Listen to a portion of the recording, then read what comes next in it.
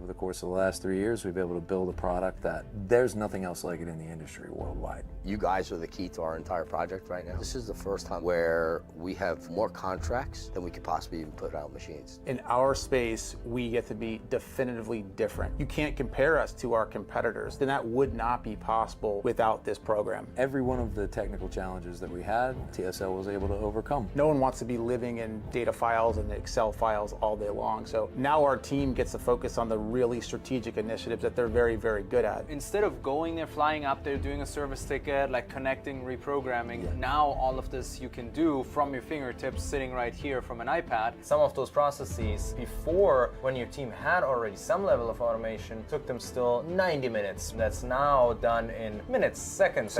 Working with TSL has been nothing less than stellar. They're great communicators, do a great job, make suggestions, deliver. Really do appreciate the time and effort and commitment that the devs have made. It's great to work with people who have the same values and beliefs and ambitions. Anytime somebody wants to choose a supplier, they should look at reputation, they should look at integrity, and they should look at quality. And TSL has proven to me that you achieve those three attributes. Having a team that could be there for the longevity is really key. They really knew and understood our business and asked a lot of questions to get to the root of what we were trying to solve. It actually came out better than we thought because of those questions that they asked. An excellent experience. It's been just insane. It honestly exceeded our expectations in every way.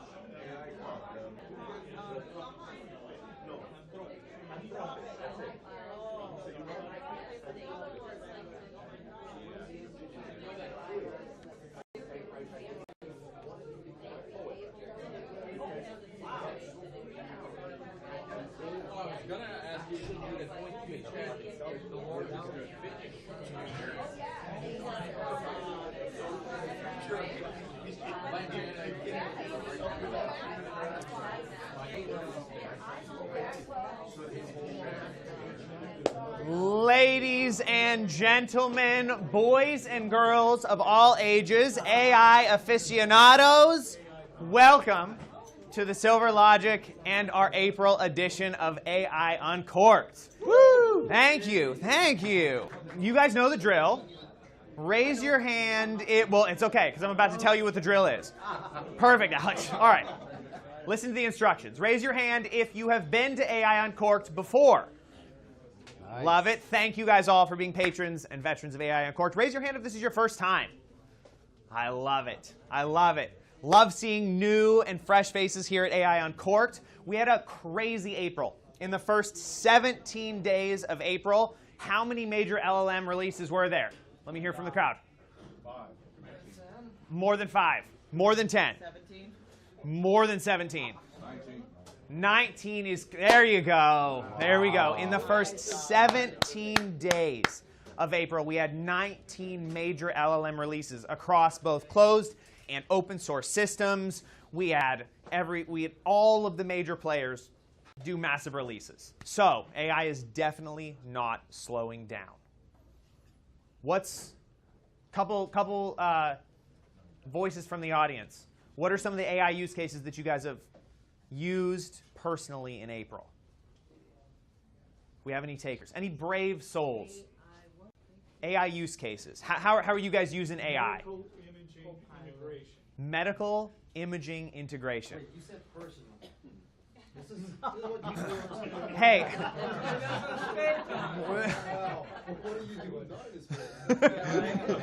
AI is the great unifier. You might see a chat from me of like, what can I make with what's in my fridge? And then the next one is, how do I strategically implement? I have 2 separate accounts for that. Smart man. Smart man. Sign up for your enterprise accounts, guys. Sign up for your enterprise accounts. Well, we've got a phenomenal session for you guys today. So we started the beginning of the year with predictive versus deterministic models. We rolled into 2 deep dives into a couple of products and small businesses that are built with AI at its core. One of the challenges that we have seen through Bridget AI, which is our AI consulting arm, is the challenges in adopting an AI initiative is less and less a technology challenge, and it more is process, and specifically process leadership, especially if you're a little bit on the smaller mid-market organization size. How many people here are part of a company that's, call it a solopreneur, up to about 25 employees? Love it. And how many people are, let's say, 26 up to 100 employees? More than 100. All right, I love it. Then we're going to dive in at multiple levels today. I have the distinct pleasure of welcoming to the stage a gentleman whose name is Tim Cormier. He is the founder of CEO Consulting. He's worked at large corporate organizations, everything from Verizon, and now he works at his consulting organization, helping organizations to tackle technology problems, and specifically AI initiatives, from a human EQ perspective. He's going to tie a whole bunch of things from organizational strategies and unique go-to-market approaches down to how do you communicate effectively to roll out a digital transformation initiative like AI. So, ladies and gentlemen, if you have questions, please throw your hands up. Just wait, because we've got an online audience too. Everybody say hi, YouTube. And I'll bring the microphone over. Even if it doesn't project your voice, no worries, but it's so our online audience can hear. And if you are online, you guys are going to see some comments and questions as we go through Tim's presentation. So you'll see those questions arise, but don't be shy. If you have a question, I will be representing you here. So, ladies and gentlemen, please give a warm welcome to Tim.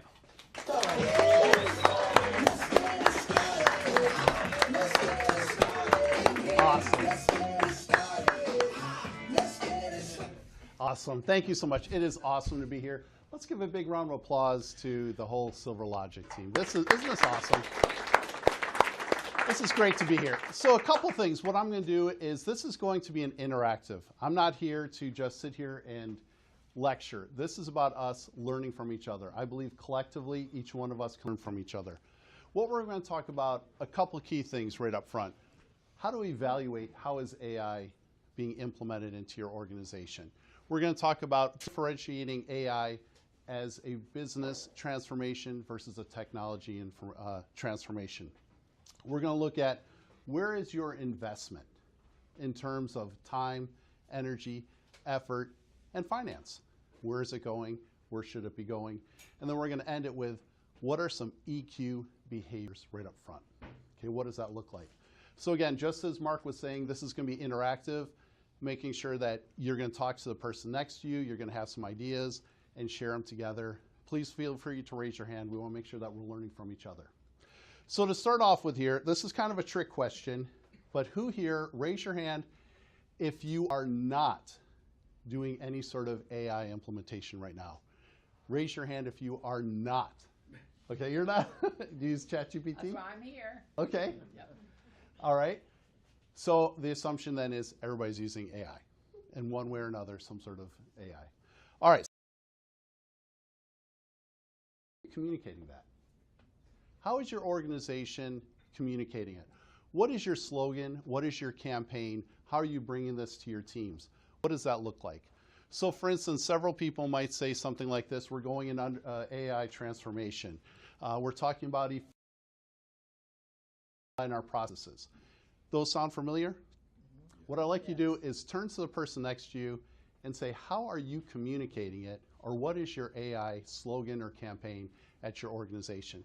And you can turn the person next to you there or behind you, but turn the person next to you. I'd love to hear some ideas. In chat, we'd love to hear your ideas.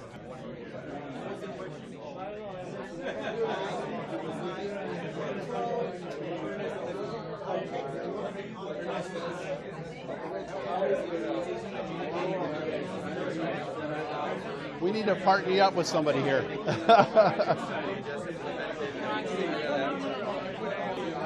Do you mind adding him into your conversation too? Absolutely. Perfect.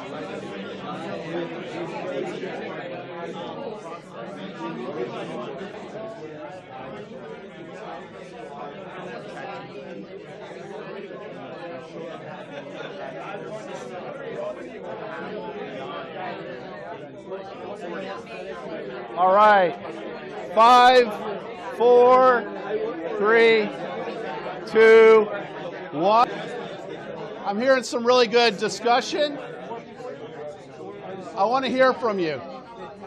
I want to hear what are some slogans that you have. Oh, sorry about that. Matt, can I hear from you? Matt, what is the slogan? What was the conversation you were having? Security. My slogan is I don't do AI.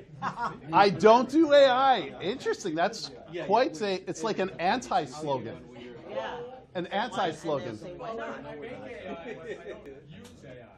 Interesting. Interesting. Okay, good. And what were you saying? I say, you do AI, why not? Then the customer will say, why not? Ah, good. Why not? Good. Let's hear someone else. So, Avi, what were you going to say? It empowers you. It empowers whatever you are doing. Basically, you can do more with your time. Good. Good, good, good. What's some of the comments we're hearing online? Are we hearing anything there? Okay. I'll let you know. Let's hear one other person. Lise, is that how you pronounce your name? Just as you took a drink. Perfect timing. I'm a user experience designer, so I work at NextEra Energy right now on the humanity team, if anyone's familiar. Okay. Human IT, humanity team. And we're, like all of our prototyping is using Figma Make, and now we're looking at Figma Weave. So we're generating the actual prototypes first earlier on in the cycle. Instead of doing the wireframes and then moving to a prototype later, we're going right to the prototype first. Okay, moving right to interesting. Yeah, and they call the initiative Rewire at NextEra Energy. Rewire. Nice. That's upskilling the workforce. She says they're calling it rewiring at NextWire. That's pretty powerful.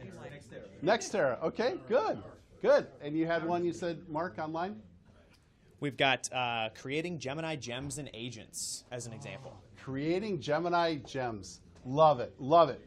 So I'm going to show you an image, whether we're consciously aware of this, consciously or intentionally or not, doing this, no matter how well you're communicating AI, I want you to think about this image and what does it conjure up? What is this image showing to you? Robots dominate. Robots dominate. Terminator. AI fear. Why? Why is there fear? People feel like they're going to be replaced. People feel like they're going to be replaced. Change. Everyone saw Terminator? Okay. Terminator. The unknown. And here's the thing. This is where we want to lean into this from an emotional intelligence standpoint to make sure that our organizations, our employees, our leadership team, we all have emotional intelligence to be able to address this. If we don't address this, you're not going to get innovation. You can talk about rewiring. You can talk about next steps, streamlining, all these wonderful things. That's not what people are going to hear. They're going to hear fear. Too often, what's happening is it's not the organizations aren't creating fear because of AI. It's how we're communicating AI that's creating the fear. And the good news is we can do something about that. Flip the script, and how are we communicating it? How are we leaning to it? How are we embedding this into our organization, getting people involved in it?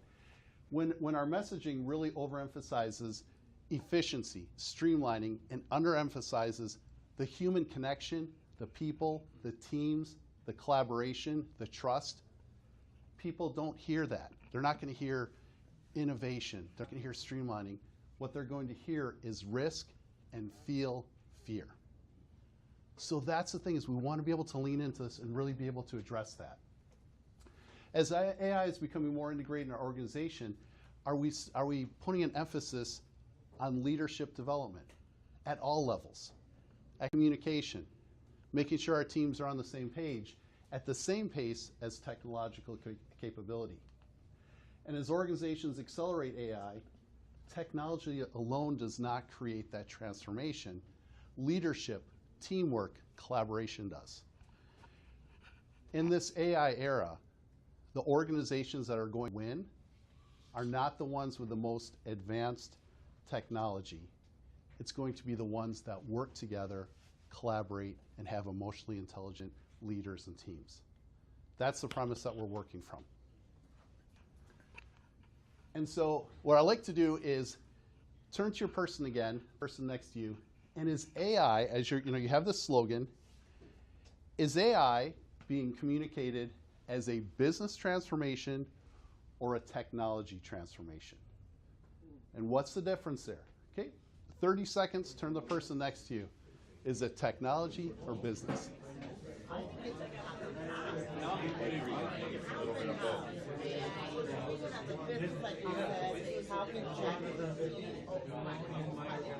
If you're really in that be efficient,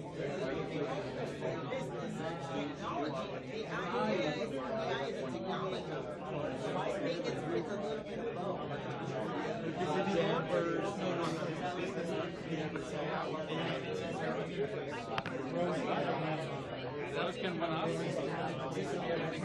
Thank you for sharing. That was good. I appreciate that. Yeah. No, it's good. I love it. Perfect response.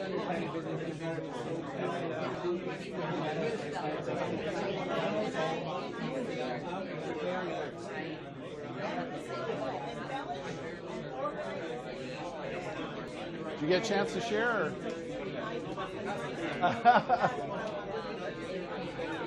All right. 5, 4, 3, 2, 1. I'd like you to raise your hands. Raise your hand if this is being communicated as, and by the way, is it going to have elements of both? Absolutely. You're being forced to pick a side here. Okay, that's how I'm rolling. So is it more of business or more technology initiative? I'd like to see a show of hands. How many are seeing it as business? Okay. How many have it as technology? It's both. There's elements of both, absolutely. And what are you seeing online? We got business transformation, absolutely. Love it, love it. So here's the thing. Most organizations are promoting it as a business transformation. That's how most organizations are saying it. But are they leaning into what are the business practices, the business approaches, how we work together as teams? And so what happens here is employees don't hear it whether it's a technology or business. What they hear is personal uncertainty. So think about you personally. When you heard AI was coming into your organization, what did you think of? How long do I have? How long do I have? Yeah. What were you saying? I said I jumped. I was like, yeah, let's go. Cool. Yeah, you're an early adopter. You want to have it? Good. So you brought it in. So think of the messaging that we're looking at then. This is good. This is great. And so what ends up happening here is that the tension between whatever the transformation, however it's being labeled, and how people are feeling with that uncertainty, that's where the tension is. And unless we identify that gap and address this, fear will permeate. Fear will continue to permeate as we get into this more and more until we address those. Now, every organization has a market discipline that they really focus on, where they say, this is where we're going to lean in, this is where we get our customers, this is where we could be our disruptors, this is where we're really getting into our market. Every organization has these 3 key elements. I want you to think about these and think about where are you and where is your organization. Every organization has 2 of these they do pretty well, and 1 is their true sweet spot. As I define these and go through these, I really want you to think about what's speaking to you the most. Okay? So, customer intimacy. Customer intimacy, this is really all about having customized solutions. Every organization has customer service. This is not customer service. This is knowing who your customers are, tailoring to their needs, having loose and flexible processes, delegating decision making, very little red tape, customer needs, compensation rewards, customer retention, and the culture is focusing around mindset of understanding your customer. Who does that I'm going to tell you right now, and I'm not just saying this. Where's David? David, come here for a second. I'm putting you on the spot. Read this slide. I just saw customer intimacy. Yeah. I was like, oh. Read this slide, and who does this sound like to you? Read me? Read aloud? Oh, No, God. just looking at okay. this real quick. Who does this remind you of?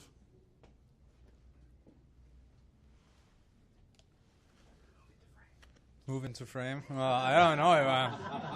Capabilities. So I'm going to give you a hint. lose. As part of their slogan and part of their branding is customized solutions.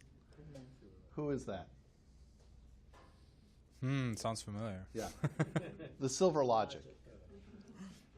This is a group that does customer intimacy. You've done several different collaborations with different organizations, okay? How many of them are the same? Zero. Why? Because every solution that we design is tailored and bespoke to that specific customer. Like you can see on the the posters that you see around the room, none of them are even necessarily remotely alike. That's an organization that does it really well. Focusing on what are the customer needs. Are there common themes, but how do we tailor it for each and every organization? Let's give a big round here for David. I'm putting him on the spot. He was back there doing work, and I put it. That's an organization.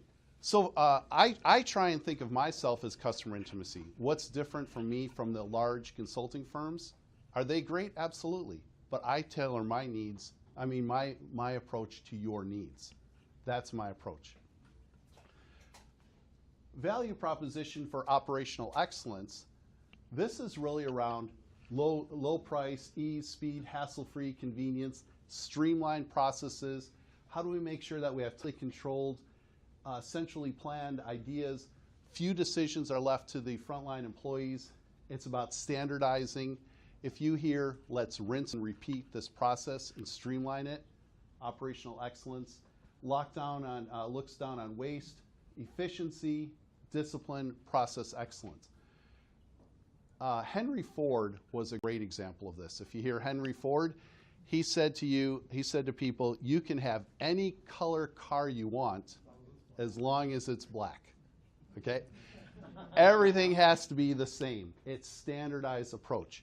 Now, there's not one of these is better than the other. It's okay to be customer intimacy. It's okay to have operational excellence. There's nothing wrong with that. What happens here with AI, it'll bring out if there is confusion, if we're not on the same page, and if we're saying one thing, but how we operationalize is something different and reward behaviors, that's where the tension, the gap, and the fear exists. There's nothing wrong with having operational excellence. In fact, it's great. Then call it out. Let's lean into it. The next one is innovation, products and service innovation. The value proposition here is deliver innovative, cutting-edge, unique products and services. Customer gets the latest and greatest. Many organizations say they're innovative. Truly, very few are not innovative. If you go on the definition of disruptive to the marketplace, very few are that innovative. They may take we're innovative. We took exactly what they did and we replicated it. That's not innovation. Putting a little twist here and there, that's operational excellence. And if you're truly innovative, you're looking at you're being inventive, and what is the market we can go ahead and exploit? Go in there. Loosely knit and constantly shifting operations. It's that entrepreneurial mindset with every employee, and you're rewarding product success, and you don't punish failure. In fact, you reward experimentation and risk. I hear several organizations say, fail forward fast, we reward failure.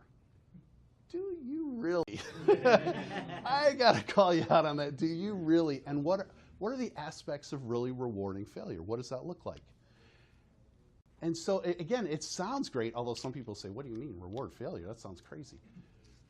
It sounds great, but do you really do it? And this is where you have to look at how the message that I'm saying, is it truly that way? And so you're encouraging out-of-the-box thinking with a driven mindset for creating the future, having that future mindset. Now, real-world messaging here. Again, many companies, they'll say that we're innovative, we're customer intimate. Very few are seeing the operational excellence. Okay. With a product and service innovation, many organizations say they want this, that we're unique, we're different, we're new, we're this way approach. However, are they really rewarding the right behaviors that cultivate innovation? Or even customer intimacy where there's little red tape. Are they? Operational excellence, and here's a litmus test. When someone fails, what do? And if you're saying we're innovative, if you punish somebody or someone has that, they're feeling that they're going to be punished for making a mistake, you're not going to be innovative. You're not going to get that out-of-the-box thinking. Over-structuring, over-engineering your processes, your systems. You know, maybe if that's how you want your organization, that's fine, but that's not innovative or customer intimacy. And if you're focusing too much on efficiency other than discovery, getting new markets, trying new trends, trying different things, that's operational excellence. And if you're talking about standardizing your processes as opposed to tailoring the needs to your customers. So it's interesting, the words that people say, especially CEOs and leadership teams, and how things are being executed and delivered upon. It has to match. And the litmus test is what gets rewarded and tolerated. Thinking about those behaviors in your organization, what are we rewarding and what are we tolerating? What are we emphasizing? So I gave a quick overview of these three market disciplines. Not one is better than another one. It's okay, but I really want you to think about this. Which one spoke to you the most? You know, you personally. You know, maybe some of you say, you know, customer intimacy, innovation, operational excellence. Which one spoke to you the most? Then I want you to think about, what does your executive team, what messaging are they saying? Okay. And then in reality, is there a difference between them? Is there a difference between what our executive team is saying and how things are actually being done? Okay, I'd like you to turn to your person next to you. Let's spend 2 minutes on this. I want to have some rich discussion. Turn the person next to you 2 minutes. Which one spoke to you personally? What messaging is the organization saying? What is actually happening?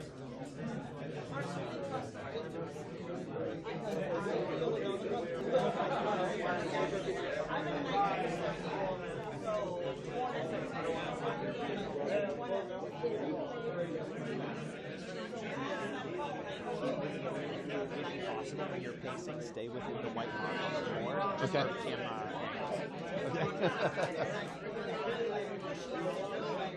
You all right? Oh, okay. You're good. That's so good.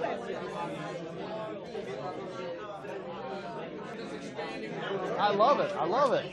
She's a collaborator.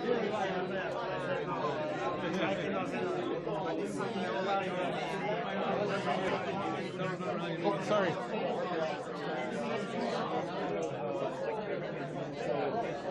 Hey, you're aligning. Yeah, my use case. Yeah, it's like, well, all three of them were not aligned.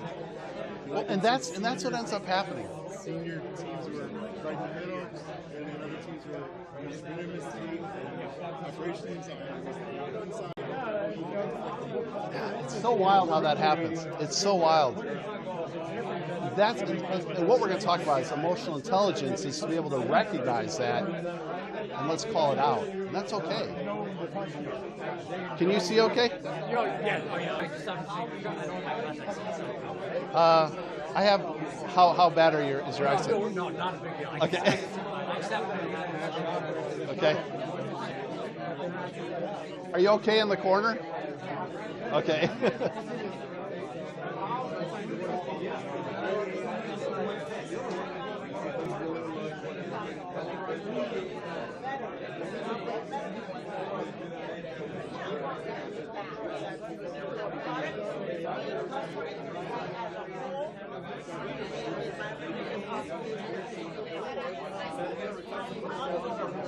So on an implementation, I have a hard time making part of the implementation is like what I need, right? So when a client comes to us, we have to get so in that aspect, so I would say start off. Okay, 30 more seconds. Wrap up your thought. 30 more seconds.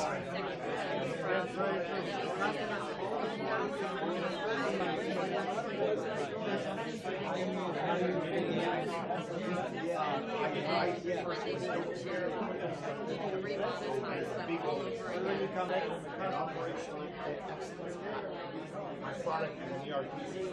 The purpose of the ERP is to streamline processes. And one of the benefits is All right. I'm hearing the lull here. 5, 4, 3, 2, 1. Yeah. Now, just as a reminder, not one of these is better than the other. Okay, it's okay. And it's what are you naturally comfortable with? Which one touches the customer? Ah, tell us more. The customer defines whether you succeed or fail. Correct. Yes. And so everything else is behind the scenes. And those that deliver, just take Microsoft. Were they the best technology? Were they the best product or service? Who won? Whoever reaches the customer. Whoever reaches and supports the customer. Absolutely. Period. And in that's every business, at every time, in every situation. If you don't preserve and understand your customer, not where they are, but where they're going, you're done. And now AI accelerates that. And thank you so much for bringing that up, Warren. And that's the thing is, if there is a discrepancy on the messaging being communicated, and if there is an alignment across the different teams, AI just brings that to the forefront. AI will, but that's a good thing, and you need emotionally intelligent leaders to be able to call it out and be able to talk about that. We're going to build on that thought in 2 seconds here. So, who here says operational excellence, that speaks to me the most? Making sure we have streamlined processes, efficiencies. Team or as an organization? No, you individually. I want you individually, first of all. All right, Rachel, why you? What is it about operational excellence that talks to you? Because I work in accounting and finance, so we're more. Because I work in accounting and finance, so we're very much into the processes and efficiency. Yeah, she doesn't want to hear about we had a failure here with our reporting. Doesn't want to hear about any of that. Doesn't. No. That's not. We're not going to reward that type of behavior. Okay. Awesome. So that means accounting and finance can't use that AI? Doesn't mean that. We use it in different ways. Yes. Love it to streamline our processes. Excellent. How many of you say, you know what speaks to me individually is product or service innovation? Who says that's one? Okay. Go ahead, Matt. Why you? What about that? I relate to all of these as a former tech CEO. I had to. Sure. And customer intimacy is the most important, understanding the customer at an intimate level, with them understanding you at the same level. And operational excellence, I struggled between innovate and I want to design excellent operational systems for other people to operate, but I'm not the guy who's going to drive. It doesn't resonate with me. There are people that it does resonate with. But service and innovation is what I've been in most of my adult life. I've only ever worked at startup tech companies, and mostly. And I've spent a lot of time thinking about innovation, addressing other people's failures of innovation at large companies. We did a lot of outsourced engineering services for larger companies. And this is just where I live. I like to make things is simple. So, but all of them together, they're not separable in order to have a successful business. So, thank you, and thank you so much, Matt, for that open and honesty. So here is the thing. Operational excellence and customer intimacy are diametrically opposed. You can't have a process that's standardized, local level decision making is not there. And then you have people saying it's customer intimacy, where we are going to make decisions on, to each individual customer. So yes, they all are important. They're all related in one way or another, but their customer intimacy and operational excellence are diametrically opposed. You can't have both of those at the same time. But and I also worked in a lot of startups, and then in large corporations too. And a lot of startups, when they start, and absolutely, by the way, no matter what, whatever, like you having customer name on it, I totally agree. Having a customer word on it already wins, by all means. But when the startups start, it's all about customer intimacy, and then product, services, and operational, they all follow it. I need to implement a change because there is a side use case, and suddenly the product jumps on it and develop it overnight, right? But then as the company grows, like you go to Microsoft now, or the latest one I worked at HPE, you go in there, the different people, different divisions you speak to, they will going to highlight the different things. Like a financial is probably going to say operational excellence. The product manager is going to say product or service innovation. But they all should still listen to customer intimacy because that's still going to be the main driver. So if I would position those, and I know your slide is horizontal, if I would position them, I would put customer intimacy on the top, product or service innovation in the middle, and then operational excellence at the end. Awesome. Thank you so much, Dimitri. I appreciate that. And here's the thing. As a CEO, why is it important for him to know that and communicate that to the team? Priority, to remove that uncertainty. Yes. Remove the fear. Let them know this is how we're going to be operating. Yeah. This is our approach. This is our mindset. Okay. How many of you have, what did we say? Customer intimacy. Customer intimacy as one that spoke to you the most. Okay. Jared, why did it speak to you the most? I'm similar to you. Everything I do is, similar to you, everything that I do is bespoke to my client. I operate in a very similar capacity to you, and I can't compete with the large businesses, nor do I want to, because they operate from a cookie cutter perspective. Whereas for me, just like I think any size business, everything I do is to solve a client's problem. Yes. It's not about what I do, it's about what they need. Love it. Thank you so much. Yep. And so here's the thing. Why is it important for you to say this is what speaks to me the most? By the way, why is that important for you to be able to say this speaks to me the most? Why is that important? Your wheels are turning, Alex. Why is that important? Yeah. No, why is it important for you to say this one speaks to me the most? I guess it sets how you operate. Yes. Your focus. So each one of us also got to have a different focus, a different market target, and different kinds of clients and impacts that we can make. Yeah. So that also defines how we operate. And what organization you'll thrive in. Because there have been Exactly. times where you've probably been in an organization, you say, you know what, love this one and this other one. I just don't know why it is. This is just not for me. Okay? It could be because of their market discipline, among other things, of course, but that could be one of their key areas. Now, thank you so much. What is your leadership team promoting? What market discipline, what market disruptor, what approach are they promoting, especially in relationship to AI? If they're talking about customer intimacy, but all of our processes are red taped, what's that going to do for the team? Zero. They're going to be frustrated. They're not going to like it. They're not going to understand it. Now, by the same token, what happens if all of a sudden they say, you know what, we used to be more operational excellence, but now with AI, we can know our customers better. We're going to shift to customer intimacy. Why is that important for them to communicate that? Because you serve the customer. Serving the customer. 100%. And that's the thing, is having that communication. What happens if you're not communicating that, or people don't understand, what are we doing with this data? What's going on here? This is where you get the confusion if they're not on the same page.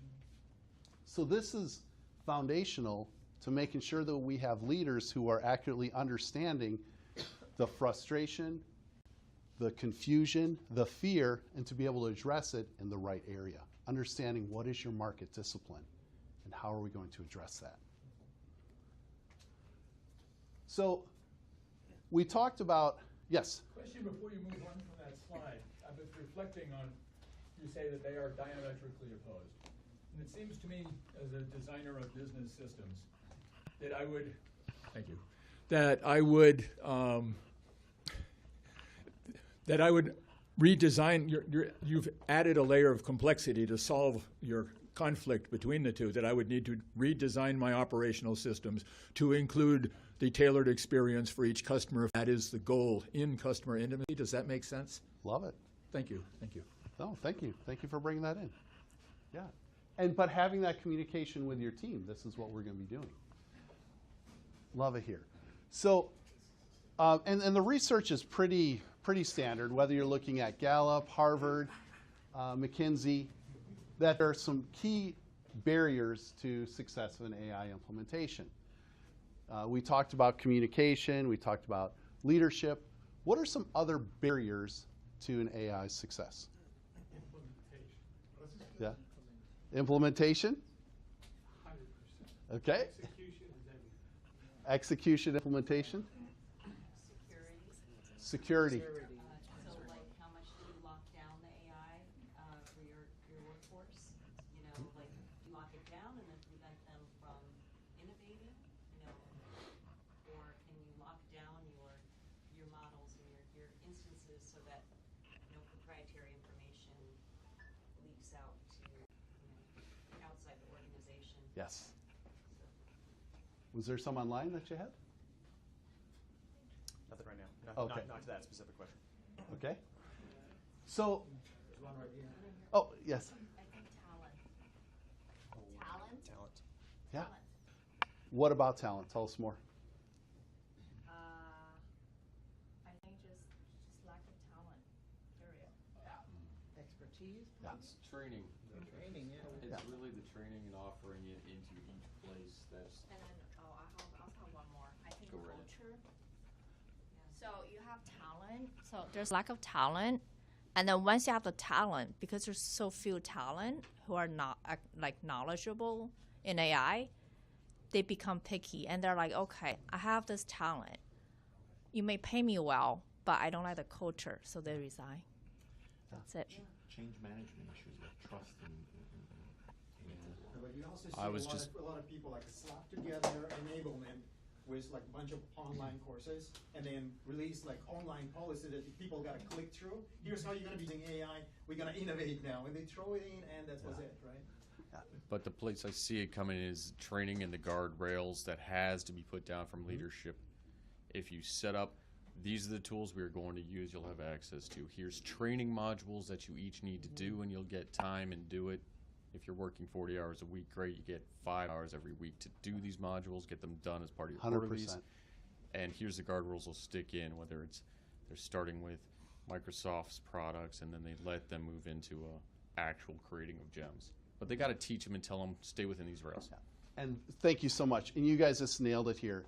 That this is what the research is saying, is that it really comes down to 3 different areas here that bubbled up into them. Leadership capability. Do we have leaders who are truly leading it, who are emotionally intelligent, leading the change? Is the workforce ready for this? Whether we're talking training, ready for culture from a human capital standpoint, and what is the learning speed? Is that being part of it here? That's what the data is telling us. And that here is the thing. Leadership behavior can alone double AI adoption. But what you were talking about, John, making sure that there's time for training, many implementations of AI, there's no training for leaders at all during that.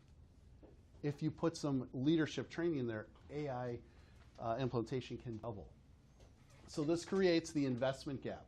Organizations are accelerating AI spend, but underinvesting leadership capability. Now, those of you in the IT space, you're going to love me. Where is the bottleneck in AI? It's not technology. It's not the IT team. Let me repeat that. If you're not getting the results that you thought you were going to get as a result of implementing AI, it's not because of your technology team.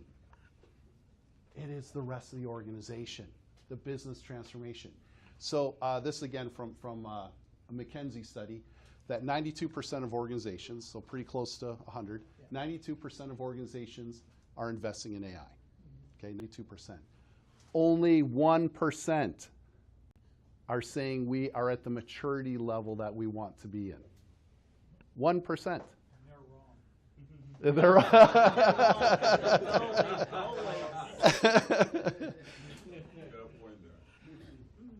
The primary bottleneck and the gap is leadership. Are we rewarding the right behaviors? Are we communicating the right process, the right market discipline? Are we on the right path here? And so you have massive tech investment, but very little leadership capability. And so underinvestment is creating stalled ROI on your AI implementation. And again, the good news is we can fix that. Let's get leaders who are ready. Let's get them involved. Something can happen as a result of it. And so that's the hidden risk whenever you're having an AI investment. We keep talking about how do we have our tools, our data, what vendors, who are we going to work with, when do we bring in these guys? Yeah, when do we bring them in? As opposed to really talking about how do we make decisions now that we have a new process here? Are we creating psychologically safe environments for people to raise questions and be able to work together and challenge each other in a positive, respectful manner? Are we having the leadership resilience? Do we have the change management like you're talking about here? Are we building trust as teams as we're going through this? So what ends up happening here is you have intelligent systems with an emotionally unprepared organization. Again, we can fix that though. And so I just want to spend 1 second here. What do you think is the right leadership investment, especially during an AI integration? What do you think would be the right investment for your leadership capability? I think you have to train your leaders. Like, this is really the key. You're hitting on like a couple different things, especially in the last few slides around operational excellence. I'm an industrial engineer by trade, by education. Joseph Duran and Robert Deming are the ones who created this entire concept of top-down leadership. How do I get people to change throughout the organization? It's by talking to the top and having them work as well through middle management as well as the bottom rung of the people who are actually getting work done. 100%. So it's the leadership that needs the training. Yeah, you need to start there at the top and work your way down, absolutely. To make sure that they have their message going across and they're being able to address this. Yes. And so really there is no magical formula, but do your research. But basically what they're saying is, what the research is saying is that there should be similar one-to-one. Whatever you're investing in, your AI tools and implement some emotional intelligence, other leadership capability training. And if anything, a little bit more. Think about your organization. What does your spend look like? Do you have more on the tools, or is there more on leadership capability? Okay, that's something that you want to be able to bring back to your organization. Where are we spending our time, energy, and effort? Are we getting the ROI on this transformation? So this is where AI plus EQ is the future of leadership. That's the future of leadership, where you're investing in having the leadership capabilities. Human connection is still our greatest competitive advantage for attracting, retaining, empowering, engaging our workforce, and getting our customers involved. It's the human connection. Employees who feel their employee genuinely care, 92% more likely to feel engaged, give ideas, push back in a positive, respectful manner, ask questions. 65% going to be more loyal. When was the last time an organization talked about loyalty? Pardon? Boy Scouts. Okay. Boy Scout. Okay, yeah, it's been a minute. Yeah. Even in highly automated environments, you still need to have that AI connection. That human connection is still, human connection needs to be there. So, real quick here. So, I'm throwing this around here. What is emotional intelligence, by the way? I'm throwing this around. Who thinks they can define what emotional intelligence is? Empathy. That's a huge part of it. Yes. Well, let me ask ChatGPT. Yeah. The ability to manage your emotions regardless of what's going on around you. The ability to manage your emotions. Yes, no matter what's happening. It's the ability to know what your triggers are and being able to identify the triggers in others. And not only knowing it, but having the capabilities to regulate how you respond when your triggers are. Love it. Yes. And I saw your hand pop up. Well, I think like communication with others and like, being able to connect with others is a big part of it. Huge. You guys hit them all. Absolutely. So the definition, there are four main pillars. There's what's called self-awareness, self-regulation, or self-management, depending on whoever is writing it. And then you have your social awareness and then your social management. Now, empathy used to be its own pillar, but what's happened is it's so important that it's been embedded throughout each one of those four pillars. What we're going to talk about first right now is ourself. By the way, why do we talk about ourselves? I love you. Yeah, excellent. Because you can't change what you cannot control. We can't. The only person you can control, the only person you really can change is yourself, and being able to look at that. And so each one of you and each one of your teams are so complex, just like an iceberg. How much of an iceberg is visible? What, less than 10%? And how much of it is really actually there is like around 90%. That's how every one of you are. Every one of your team members, your executive team, they're all that way, extremely complex. And so when we look at this, having that self-awareness, what are my strengths? What are my gaps? What are my blind spots? Who and what are my triggers? How do I respond to these? Self-awareness is huge. Self-awareness is step one. But self-awareness, this guy really drives me nuts. And then we think, okay, I can lash out. No, that's where the self-regulation, self-management comes in, where we say, I'm going to choose my response, because even though this person might drive me nuts, by the way, I probably drive him or her nuts too. I mean, just think about that self-awareness. And I want to make sure I have a trusting relationship with him or her. I want to make sure we're on the same page, we're working together. I'm going to choose my response under pressure and make sure I'm in a professional way. Staying focused, intentional. Instead of having that impulse, I'm going to have discipline to treat people with respect, with dignity, and character. And have resilience. And here's the thing. In moments of uncertainty, am I going to react or am I going to lead? In moments of uncertainty and fear. I wish I could say I have amazing emotional intelligence and I'm always great. No. Okay, I put my foot in my mouth all the time. It's a work in progress. Each one of us has to continually work at this. Now, as you're going through the AI transition and transformation here, you have to be prepared to have very difficult adult conversations. Every one of us has to be prepared for this. There's going to be all these different types of conversations. So let's say someone came up to you and said, are we going to have layoffs? Are you prepared to have that? Are you prepared to hold that conversation and have it in a very professional, respectful way? Now, to say all of a sudden, are we going to have layoffs? Ask Mark, ask David. What am I doing right there? I mean, seriously, what am I doing? Delegating my problems. Kicking the can. Yeah, I'm advocating my leadership role. Okay, and putting all the pressure on them. Okay, am I getting in? What about, ask HR? Okay. Yeah, that's not always in your hands. No, that's not always in your hands. You just say, heck yeah, we're going to have layoffs, and you're first. We weren't going to have it until this way. Yeah. Well, we're going to have one, right? We're going to at least have one.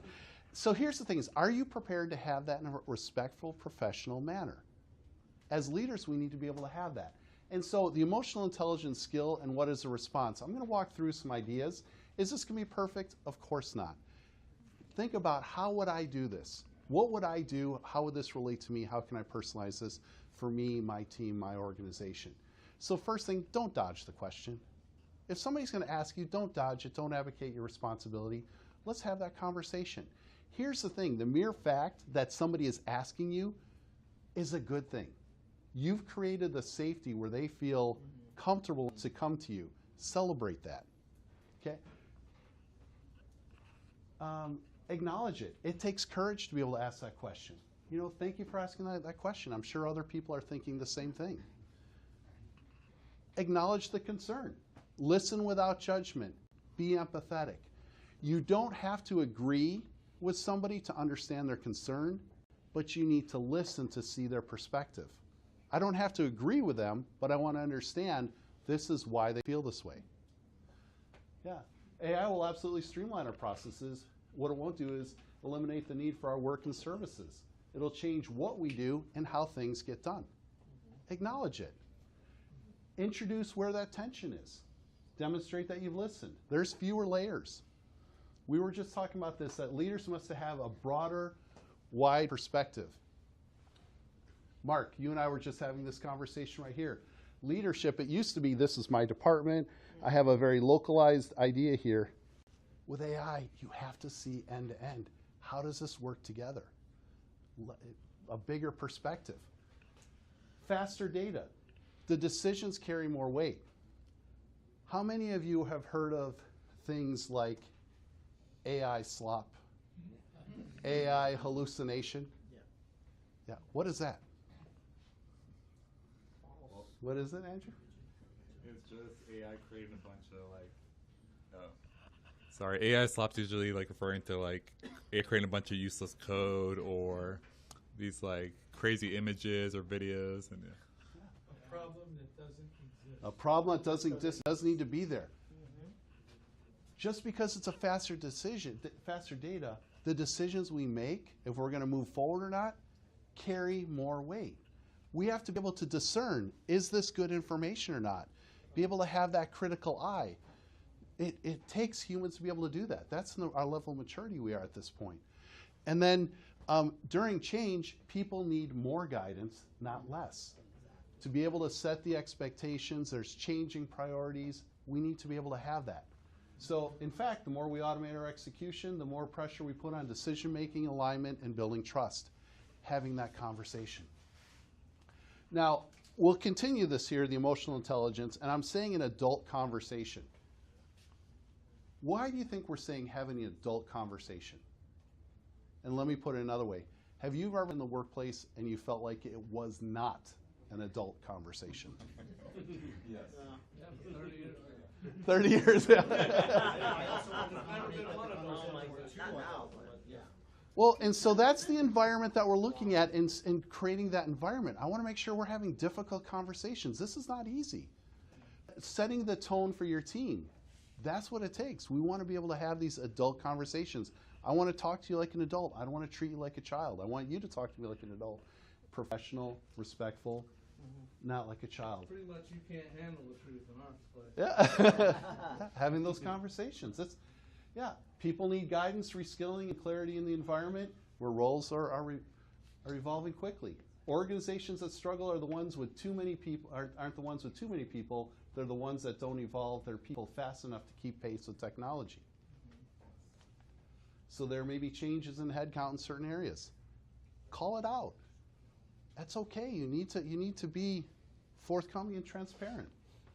But the bigger strategic question is, how do we elevate the contribution of our people, and do we have the leadership capability to do that effectively?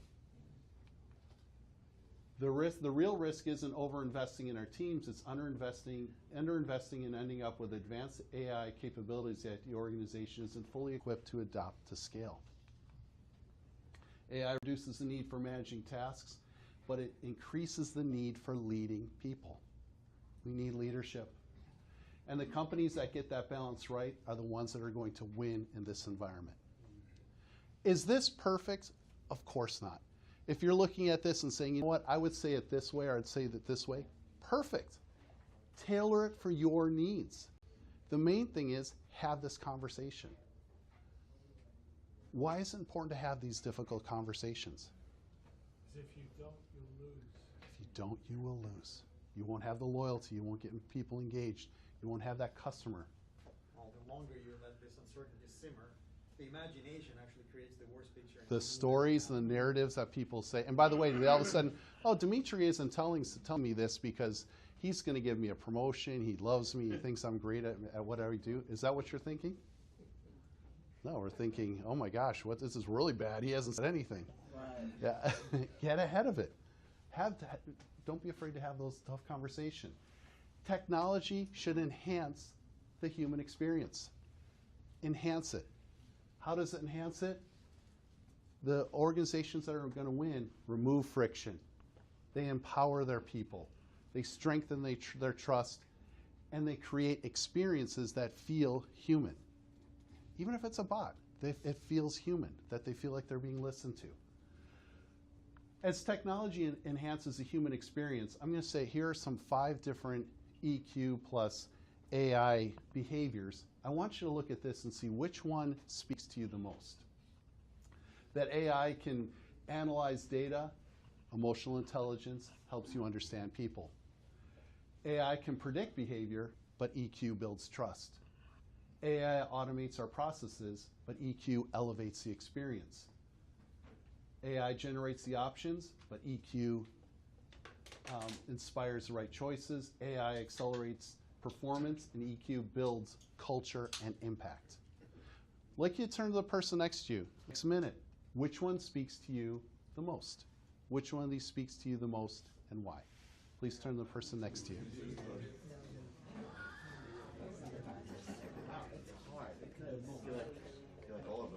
I know, I'm the opposite. I feel like I'm trying to find one. You know what's funny?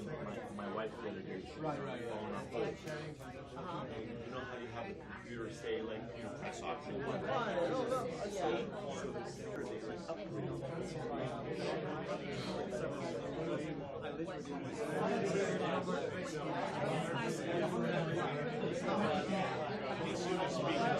Thanks.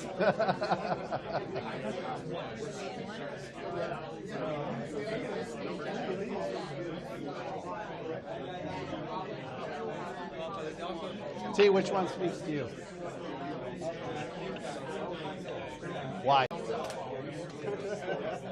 Give you access to things, often things don't go our way.